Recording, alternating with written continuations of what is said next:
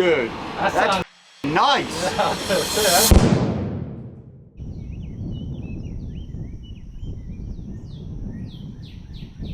This build is a 427 cubic inch LS1.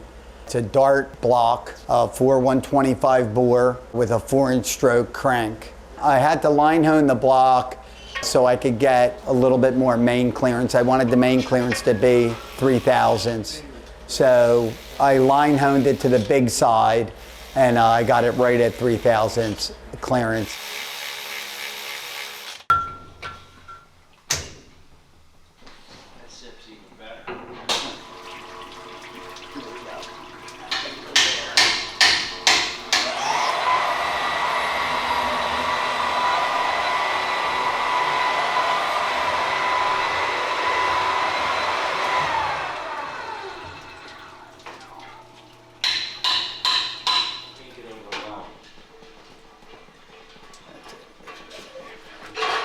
Good.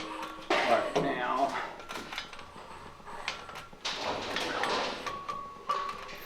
Okay. Take this off and measure some bearing clearance and see what it is now.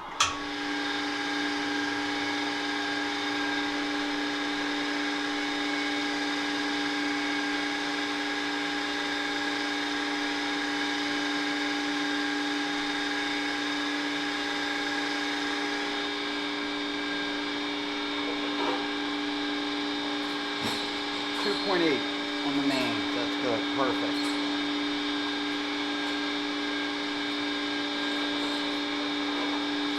2.8.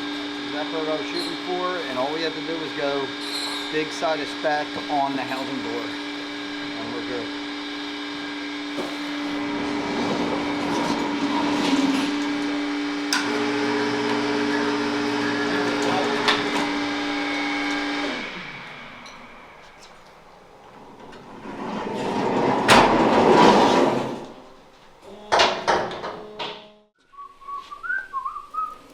It's got to be cut close to 0. I have the numbers written in the valley.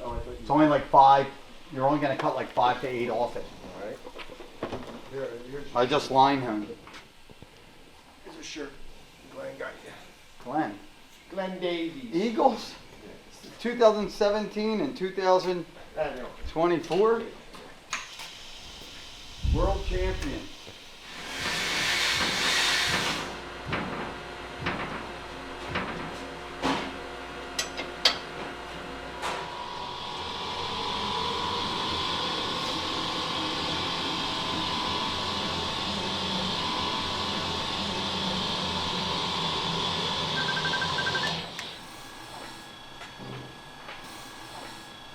This side is higher.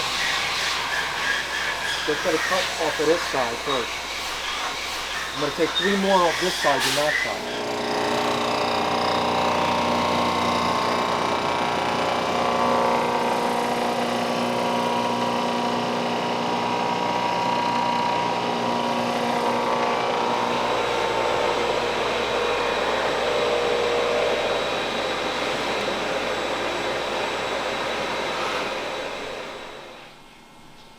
The heads require a lot of work. These are Liberty 11-degree heads that I fully ported.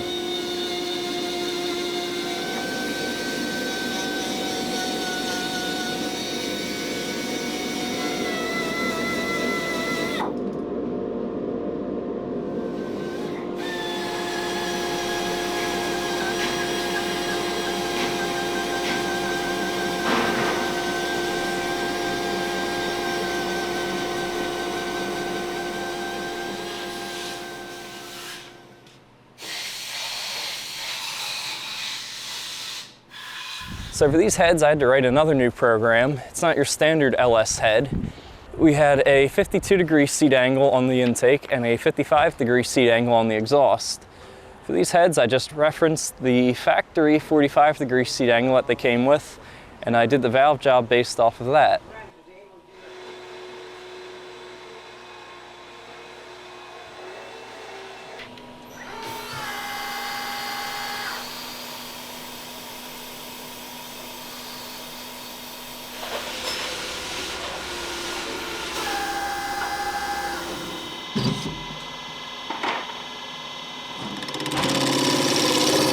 I did a 5-angle valve job on the intake, and I did a 2-angle valve job leading into a full radius on the exhaust.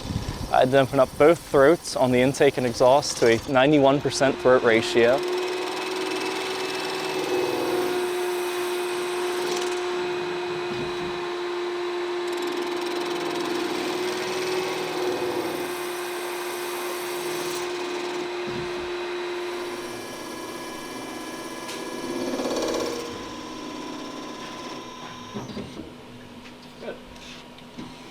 Yeah, and that's about it.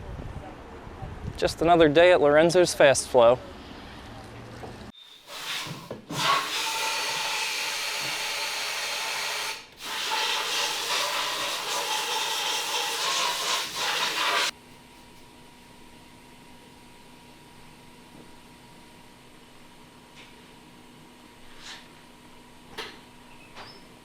Yeah, he is.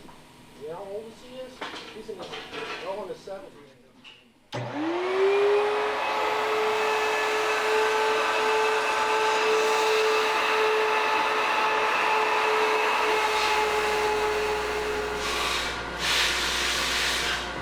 84.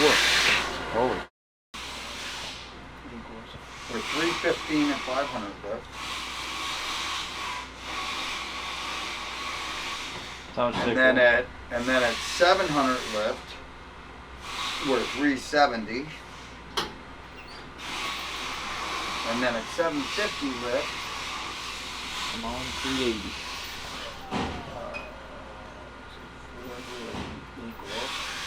375.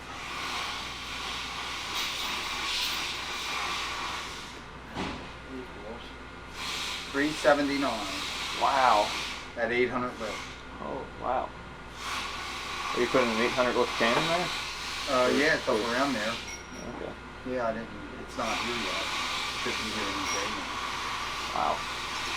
Yeah, it's crazy. That's nuts. That's pretty cool. It's really good. It's a really good head. And the exhaust, I'll check the exhaust.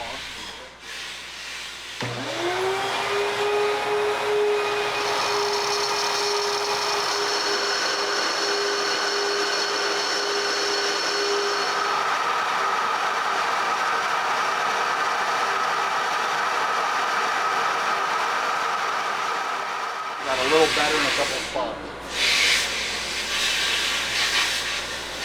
We are golden.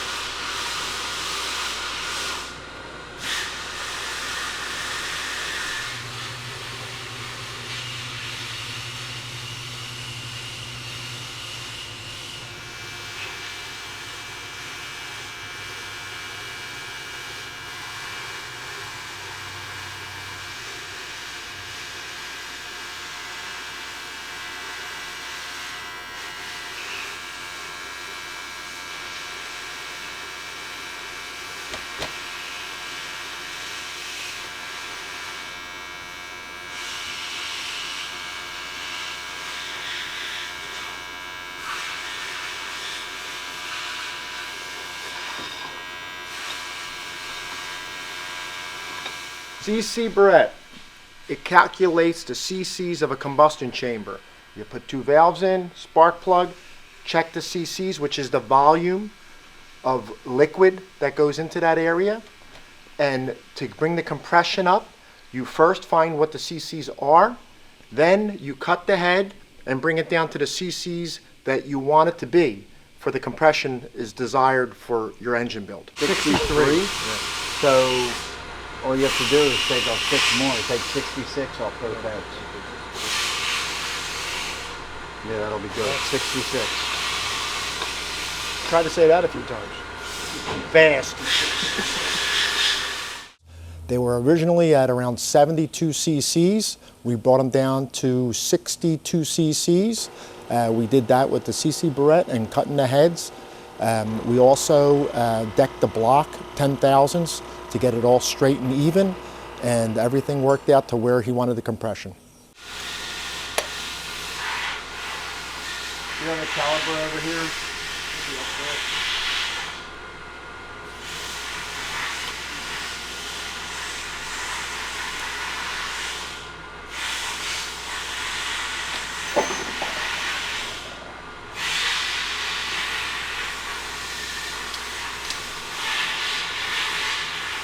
So 1950 with a standard retainer.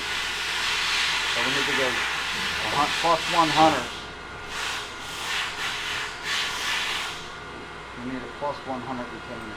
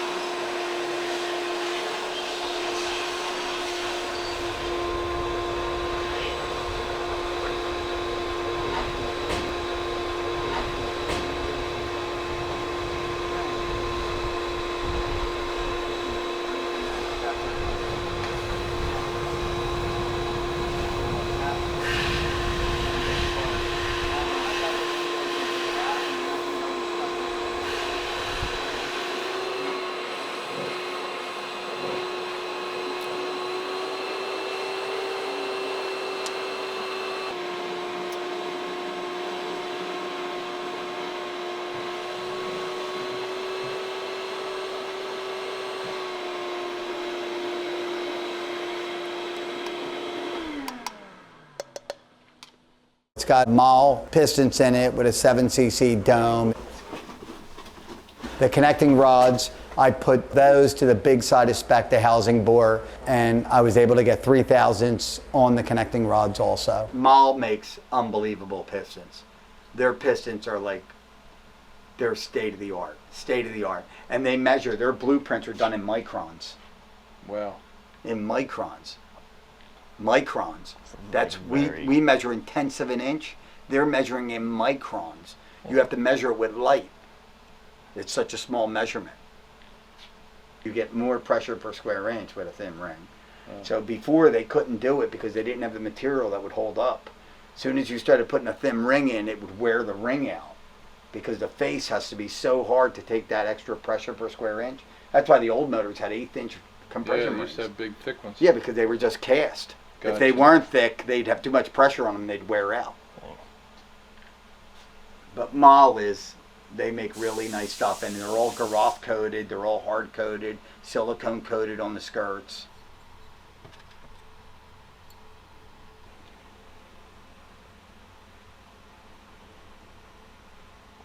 And this is the easy part. Harder part is when you have to put the other one in, with the rod and all. It's in LS, so LS you have number 1, this is going to be number 1. Okay, so you have intake, exhaust, intake, exhaust. Okay, so they're all going to go the same way. And then as I put it to the other side, you're going to have exhaust, intake, exhaust, intake. Okay, so bearing tang goes to the outside.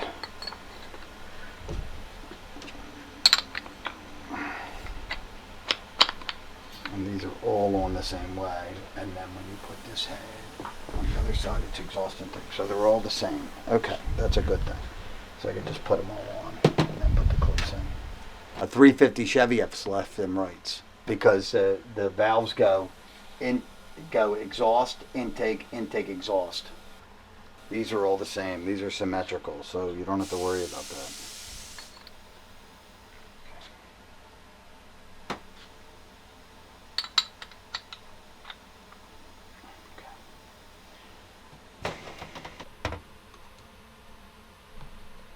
They're really tough to get in. Take my word for it. They have spiral locks is another set that you can use spiral locks too. They're a little easier to put in than these.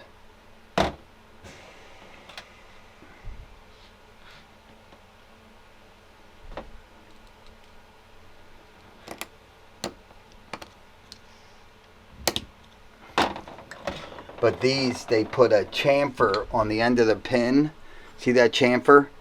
And that hits the wire lock and it forces it into the groove. Gotcha. So as this leans on it, if this pushes on it, it makes it tighter instead of trying to push it out. So they came out with these a while ago. Mal always used them in Mercedes all the way back into the 50s. The race industry never used them. They used True Arcs, which used to come out. And then Mal started making race pistons, and then everybody switched to these. Gotcha. The other secret is you always have to keep your hands inside the middle, because if it flies out of there, it'll hit your fingers instead of losing it. Okay. All right, let me just put number 1 in. See that little tit there? Yes. That little tit ends up in here, and that's what stops the parting line from getting in here. Because this supports the oil rail for not falling. If I wouldn't have this support, the oil ring could fall in here. So after you put it in, this has to be down, so it's going to be like this, okay? And then I'm going to put it in like so, rotate it so it's there, and then I'm going to put this in. Okay, so now it can't spin.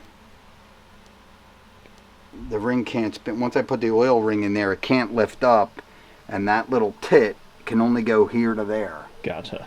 Okay, so then when you put the oil ring in, these rings are so tiny, they're very difficult to assemble motors with these because they want to overlap. They're so small.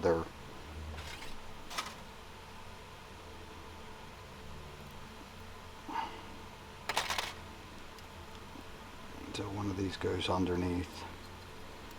One of these goes over. See, you can't let them overlap. You can't let it do that. You have to get one of these in there, and then it's not it's not overlapped. Then this one goes in the top. They're the tiniest oil rings. It's crazy. It's crazy that oil ring. You see, if you didn't have this here, okay, this when that parting line gets around, it would just flip in. So they're rail supports because the rod is so long that the wrist pin is up into the oil ring. The crank was a little bit like on the higher side of spec. So on the connecting rods I had to use +1 clearance bearings to get the 3 with the bigger housing bore on the connecting rod big end. The bearings are narrowed. When the bearings are narrowed, they have an upper and a lower. I happen to have one in my back pocket.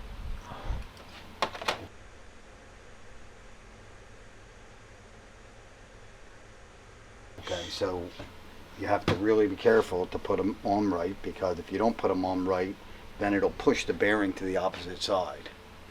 So this says, see how that says lower? So that would be for the cap end. That would be for this end.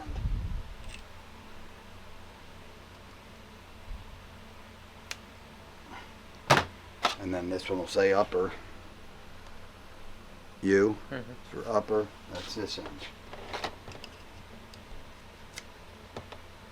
Okay.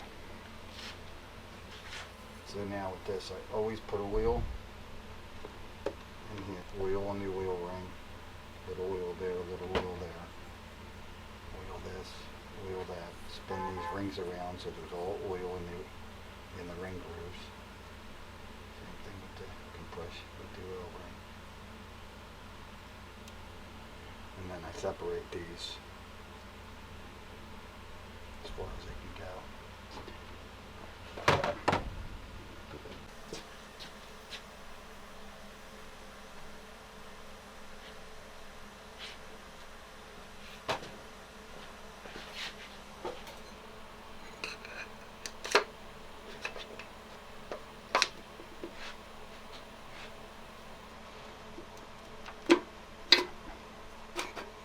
crazy them rings go. And we already did this. We already decked the block and all, so it should already be zero deck.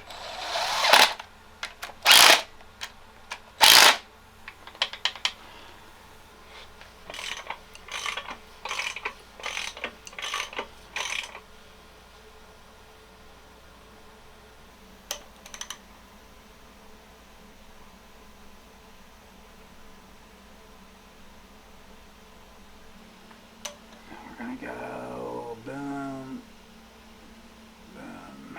We have 11 and 11. Boom.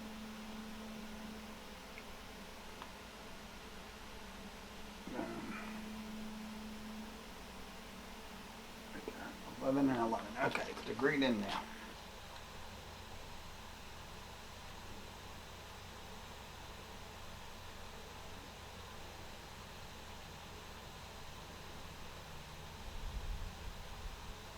Intake opens 50 at 29 degrees. Let's check that.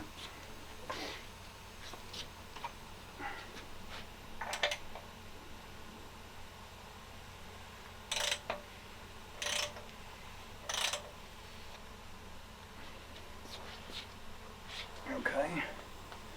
So it opened 50 at, yeah, 34 degrees, so it has to be retarded. It has to be backed up 5 degrees. We'll back it up 4. That looks like the -4 and it's up. Should be 11 on this side.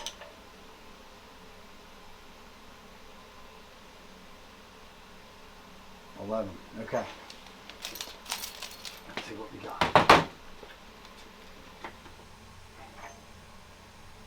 And 66. Yeah, it's 66. So it's 107. It's in at 107 and a half. Let's leave it there. 107 and a half. I'll put that down. It's the orientation of the valve, of what the valve is doing in orientation to the piston. At what spot the piston's at, it's telling you total lift. It's telling you total lift from top dead center. Gotcha. From when that piston's all the way up. Total lift is 107 degrees away from this being up top. When this is up top, total lift is 107 degrees away. So right now I'm going to put this in. I'm going to check valve clearance.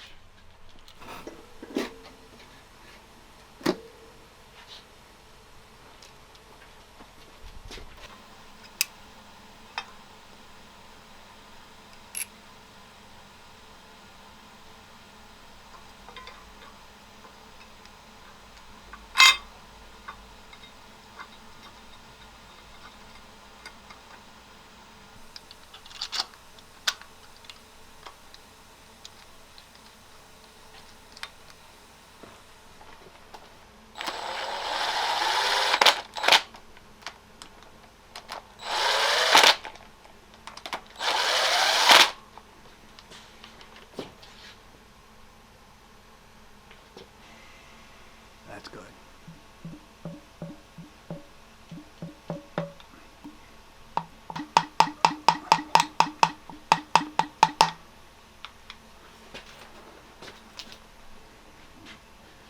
It's staying pretty good. Let's see.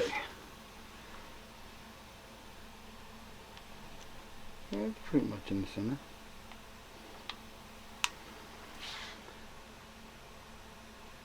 That one is also staying in the center.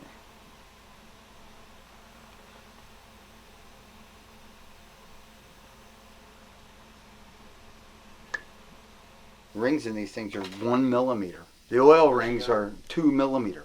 Pretty tight, huh? They're tiny. You look at them wrong and you overlap them. Since the rings are narrower, the pressure per square inch is greater because it's over less of an area. And the pressure behind it, pushing it out, is pushing it much harder against the cylinder walls. And when it doesn't have pressure behind it, pushing it against the cylinder walls, it has less drag because it's a thin ring. So when it doesn't need pressure, it has less. And when it needs pressure, it has more. Is that not down?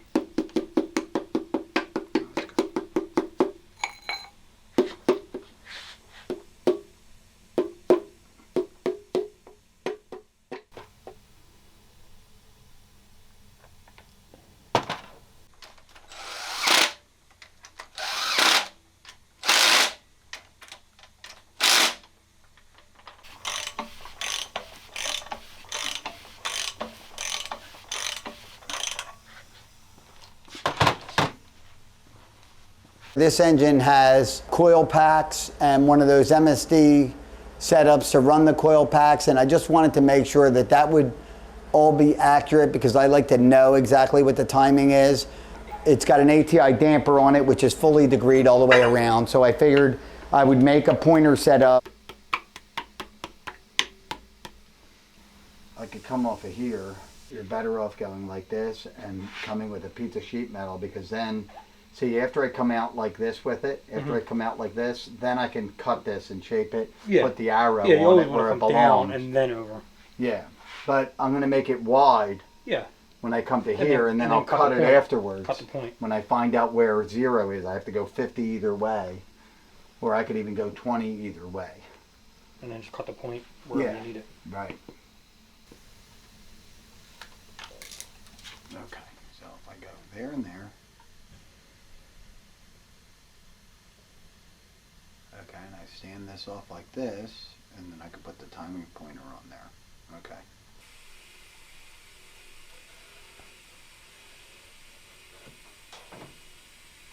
Okay.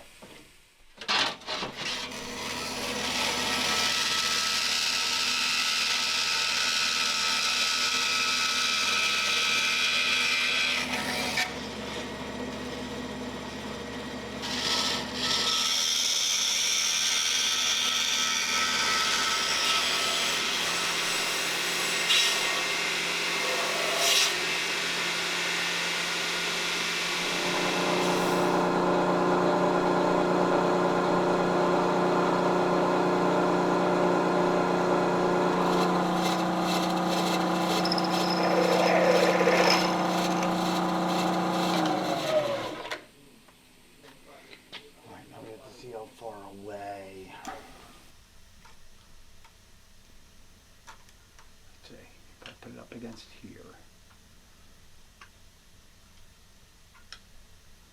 That should be good there.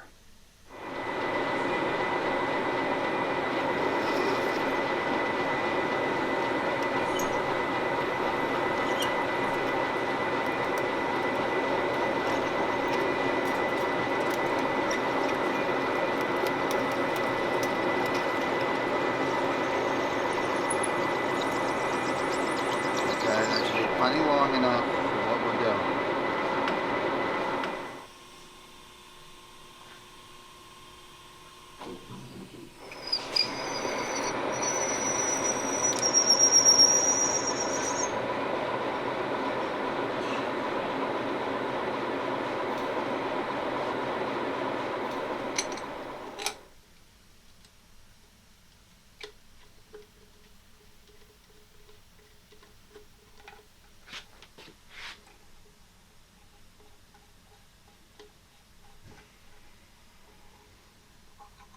Okay, that looks pretty good.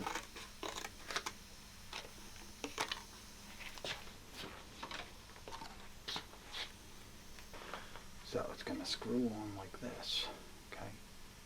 Screw on like this. It's going to screw on like that, okay?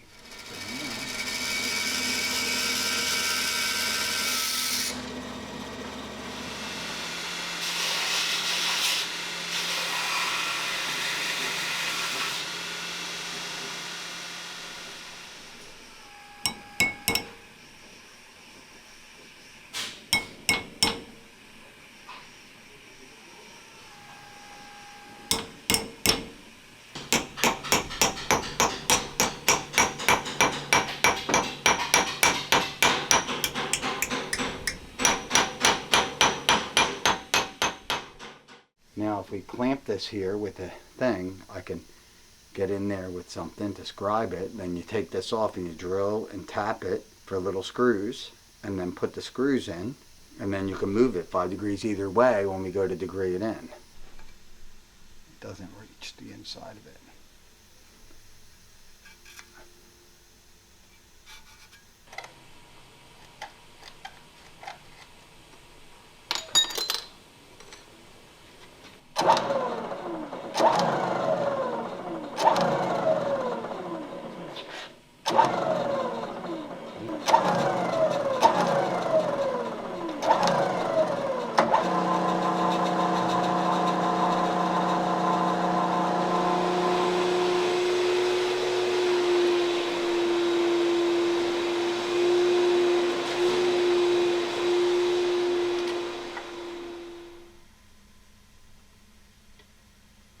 will tell you one thing, Colin. Yes. This looks f***ing good, I'll tell you that. Nice. We're right at 0 right now.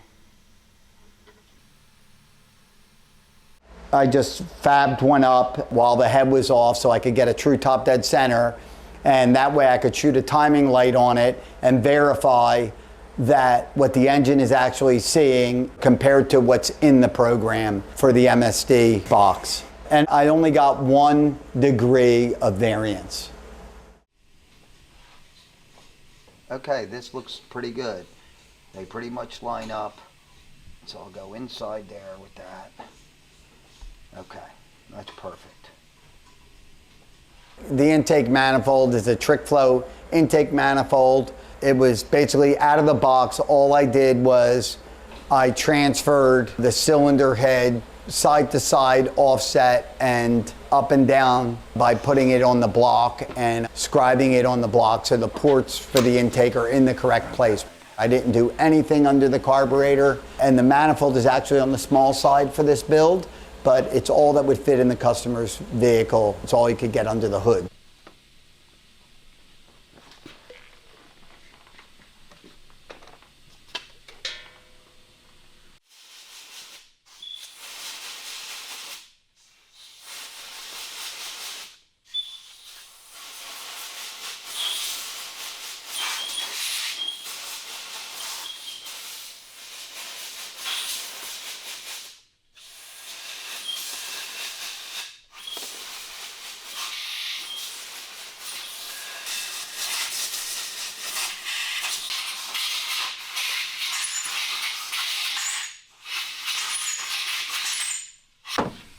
I need my boot grinder.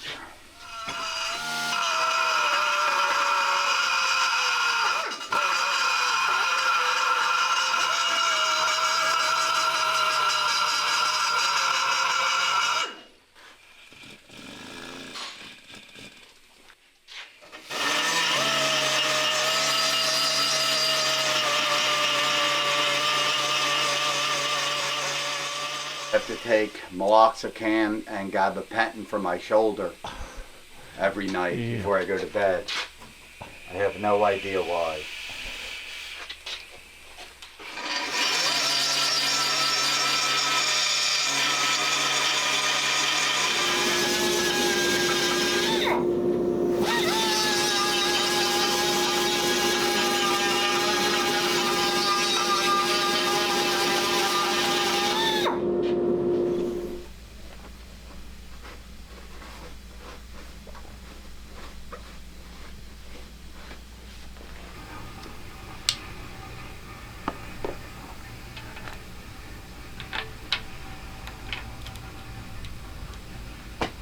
The dart blocks,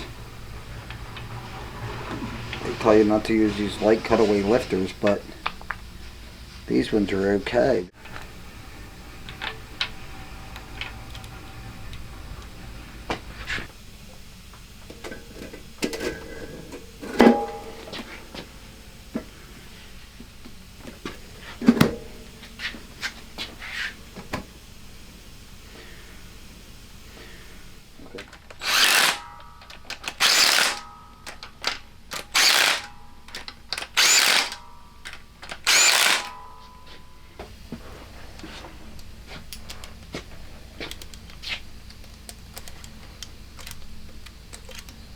This is one. Yeah, I got this one.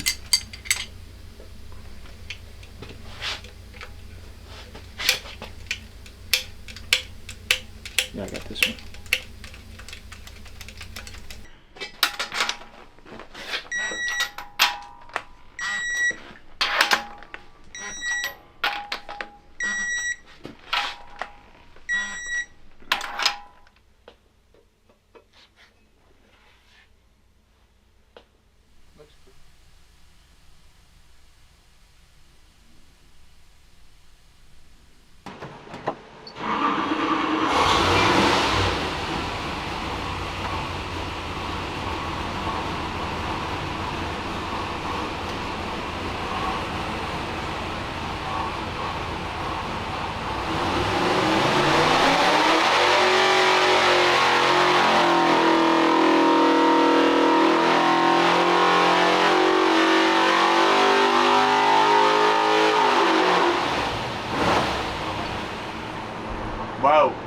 This first pull, and I only ran it to 6,500, 744. It's gonna go way up there. After the first pull, we noticed the valve covers were leaking, which is really odd for an LS motor. They have O-ring style gaskets. I had to take the valve covers off anyway to go over the valve adjustment. So I brought them over into the machine shop and took 30 thousandths off all the pedestals, and that stopped the oil leak.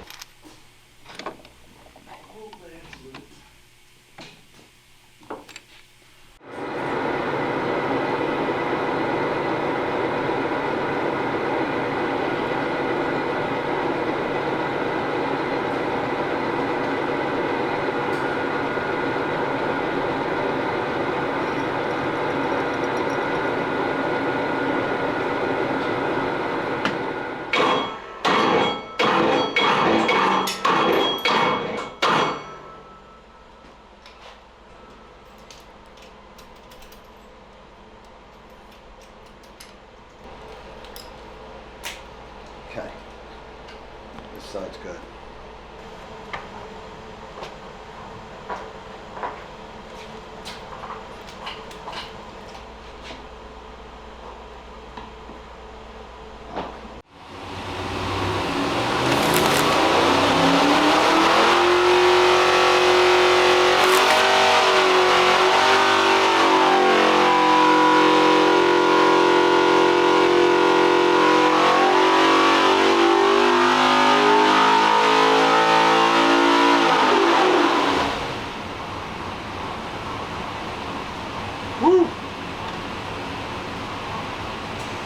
Okay, it leveled off at 7,000 because it's probably got too much time in it. 761. Nothing's leaking oil though. Oh, it's too fat too. It's getting too fat as it goes up.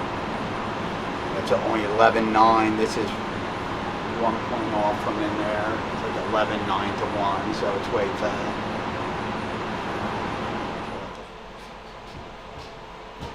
I'm gonna think it's probably only gonna want like 25 degrees. Yeah, I don't think it's gonna need much. We're off, right? No. Please turn the ignition off.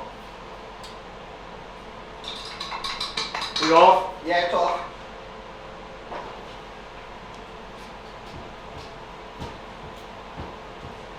All right, back on, please. We've only got 29, so that would make sense why. Yeah, I was seeing 30 on the thing, but 1 degree.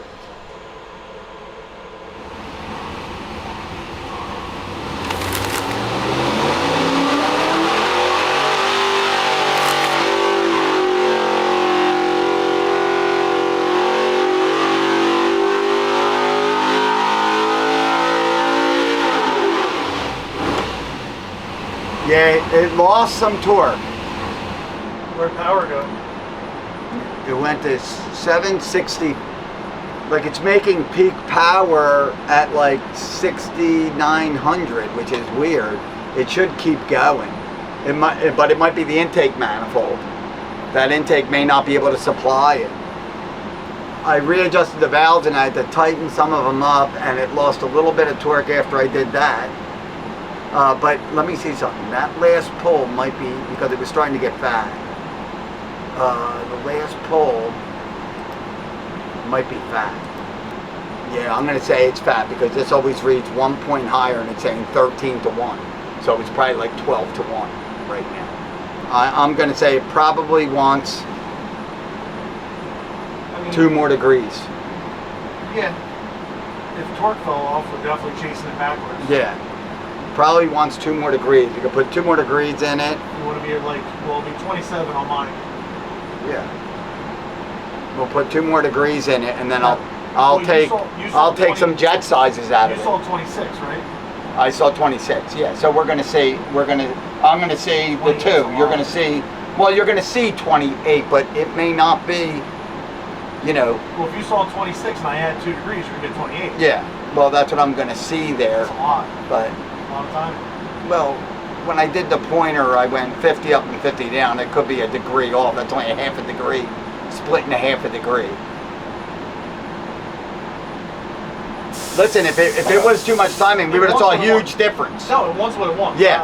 I get it. I'm Yeah, fine we with would have saw, It just- if like you I just said, took out, you just took out basically like 4 degrees or that. 5 degrees. Literally 4 degrees. Yeah, so we would have saw a huge jump. So it's pretty close to where it wants to be. Yeah, I'd well- say if we put 2 degrees back in, we should be good. 27's about as high as I put them normally, so we're close.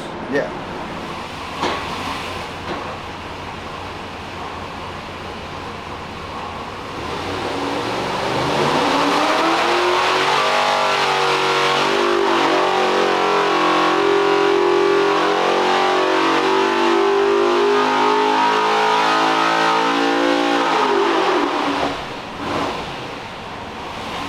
Well, that got way better. 775. Torque stayed about the same. That's the high end of normal. You know, we can go 28 if you No. want. No, we're gonna leave it there. But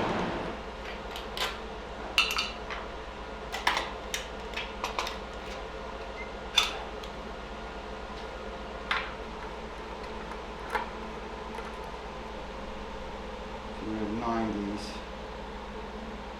So we'll go with 88s in the back.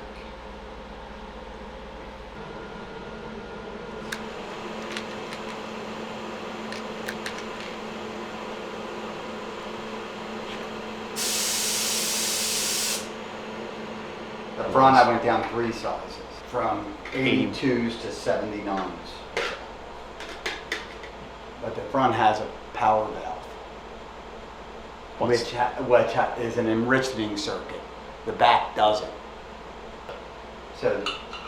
So with the power valve, it would be equal to like an 88 jet. Yeah, like if it didn't have the power valve, I'd have to put an 88 jet in the front.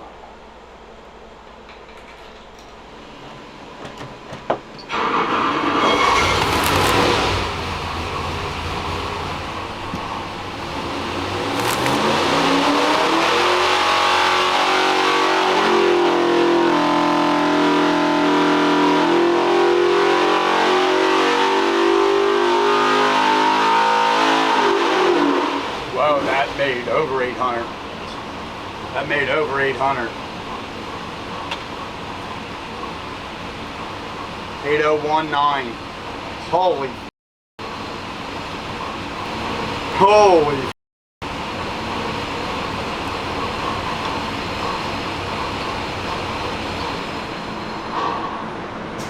Let me see what the O2 was. Yeah, there was too much fuel in it. And it's still going up. It's still going up. At 7,000, at 6,900 it was 792. Then it went to 801.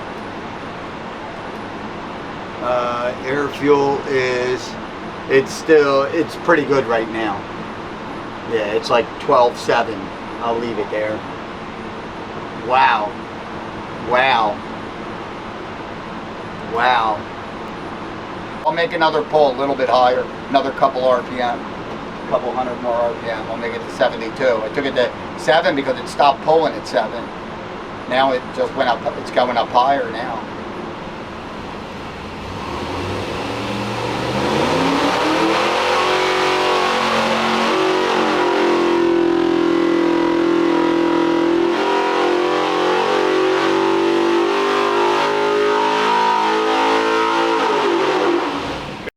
Holy dude, that's nice. 821.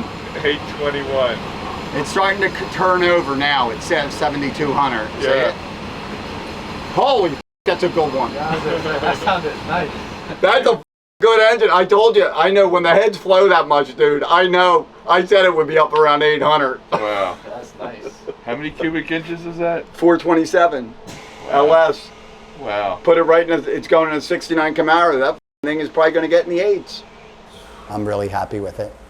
It's a great build. Now we're going to switch it to alcohol, and we'll keep you posted and see, you know, what the gains are. Generally on alcohol, you generally pick up between like 20 and 40 foot-pounds of torque, and you know, on smaller motors, I see usually like 20 horsepower gain. on alcohol. Some of the bigger motors, I don't see any horsepower gain at all, but I usually always see a pretty good torque gain. So we'll let you know how we make out with that.